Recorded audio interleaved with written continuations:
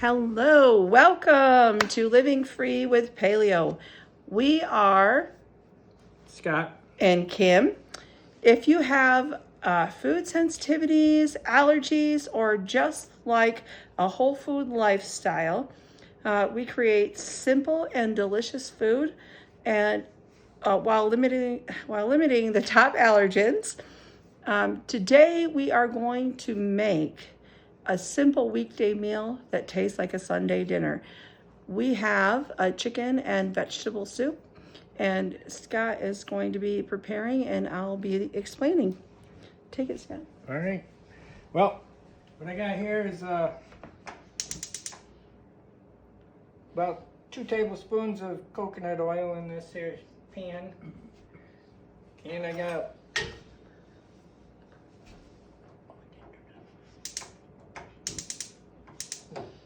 wrong burner, of course. That's kind of my thing. All right. But We're real here. we're real, that's right. But I got 1 yellow onion, Okay. diced up. Get that cooking. I already had the oil warmed up ahead of time. So, get the sizzling there. I got 2 cups of celery and 2 cups of carrot diced up, all about the same size, so they cook evenly together. And I just stick that in there and let that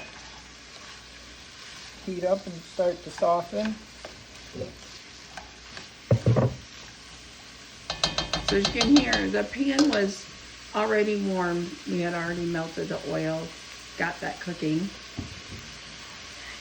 The good thing with this soup is you can add whatever vegetables that you can tolerate, or whatever vegetables you like, so you can change it up however you want. That's right. And as you can tell, this is our first video, That's right. so Could be a little rough. we're just going to let you know how we got started with doing paleo. Several years ago, I was diagnosed with Hashimoto's thyroiditis and did not understand what that meant. Just thought it was a low thyroid problem. And over the years, I got worse. But then at the age of 26, Scott was diagnosed with a different autoimmune disease that's pretty rare, autoimmune hepatitis, which just means his body attacked and destroyed his liver.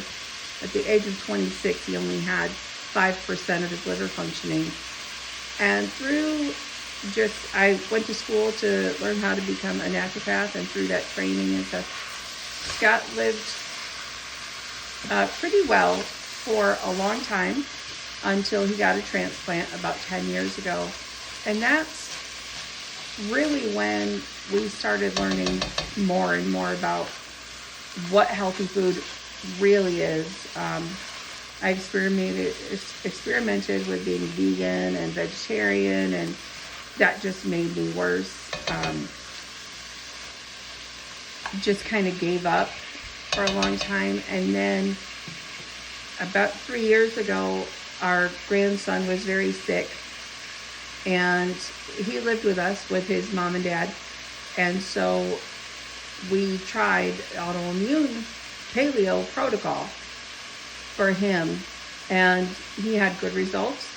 And for a year we ate what he ate, but we also had our other stuff on the side and didn't quite go full AIP until after I got COVID.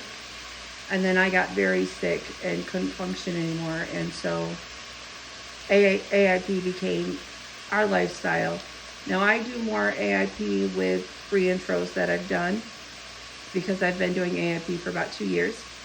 Scott is more paleo. He has a lot more things, more eggs and nuts and those kind of things. So this takes a little bit. About how long do you think to cook soften up the vegetables, just till they're soft, right? It'd be a few minutes, but we could probably move along, and Okay. so you can just What's see next? what else. Next, I got 2 cloves of garlic. minced up. Okay.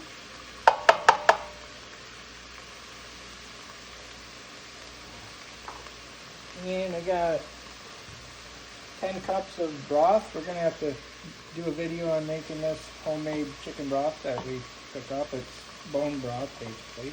Yep, we make our broth ourselves, and this was, we had a roasted chicken, Yep. and we used the bones for that. Also, we saved the bones from the chicken we had last night, because that's what the meat is from. We made a roasted chicken yesterday, and this is just the leftover meat. So it didn't take any extra cooking. Just chopping up the vegetables is really the only prep that this meal takes. I'm gonna let that get to a simmer.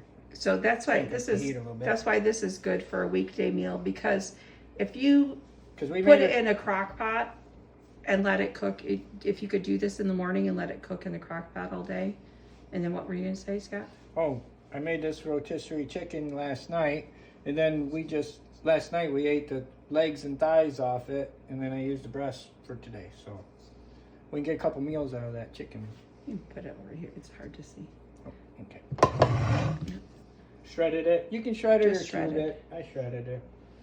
Yeah, I like it shredded a little better in soup, but however you choose. That simmer. It might take a sec. I guess I can put the lid on it. So we're here in Michigan, and we're from Michigan originally. We moved to Florida for a few years, and this has been our first winter back in Michigan. So soup has been something we've actually enjoyed having again, because we've been without it for so many years. So yeah, soup's not as enjoyable when it's 90 degrees outside. Yeah. All right. But yeah. So you just want to get that to a good, just warmed up. What should I do? Oh, looks like it's getting there. So I'll dump this chicken in there.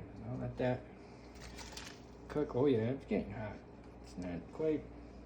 But it's starting there. And I have to tell you, it smells so good in here. Yeah. If you wanted some extra seasonings and some herbs that you wanted, right now I am restricted because I am still having some gut issues. I had COVID again this summer, and that really impacted my digestive system, so I'm still working on that. I got about a half a teaspoon of salt I'm going to put in there. You could use more, you could use less. You could use some thyme or rosemary in here. But like Kim said, she's kind of sensitive to stuff, so we're going pretty plain. Okay, and then all you're going to do with this is just let this all heat up and cook for about 15 minutes or so. Right, till everything's nice and soft. Till everything's nice and soft. And then we have over here, can you get the zucchini? Yep. We have a couple of zucchinis that are spiralized. And this is what we're going to use for our noodles. And all we're going to do is, what we like to do is just pour the soup into a bowl and then put the zucchini noodles in after and just let them sit in our bowl for a little bit. Yeah, that hot liquid will cook them enough to where they're still firm. If you put them in the soup, they get kind of mushy. Yeah. So that's really all that it is. It's about 20-30 minutes altogether. Yeah, by the time you chop everything and get it ready, you might got a half hour and you might have a half hour into it. And most of it is just letting it cook. The biggest part is just letting it cook. So again, if you chop this stuff up the night before, put it in the crock pot because you have the leftover chicken, you have a meal when you get home ready and waiting for you. Yeah. So that tastes like a Sunday meal. All right. Whoop. So sorry about this. So what I just wanted to say was go ahead and hit the like, share, comment, tell us what you liked, what you didn't like. We know our camera stuff we're still working on it. So we'll work on that some more, but just be kind and gentle and tell us what you want to experiment with, what you want to experience. What are some things you want to try and make? Let us know in the comments. Thanks.